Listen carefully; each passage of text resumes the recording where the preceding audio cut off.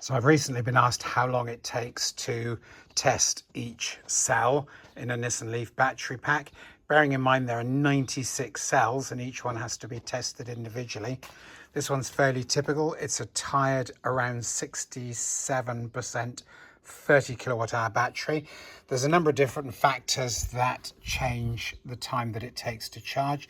The voltage that it starts at, obviously the voltage that we go to and the voltage that we finish at, but I always take them up to 4.2 volts and then I finish at 3.6 for storage. This particular one you can see has taken 3 hours and 22 minutes with a total capacity of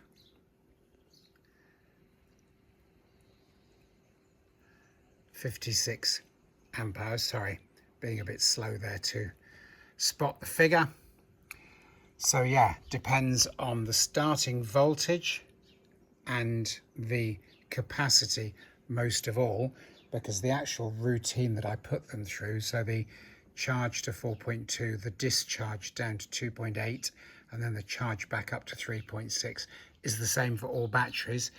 But anyway, bearing in mind that it's 3 and a bit hours for each cell and there's 96 cells, it's not a small job to test a complete set and have them all prepared and ready for sale.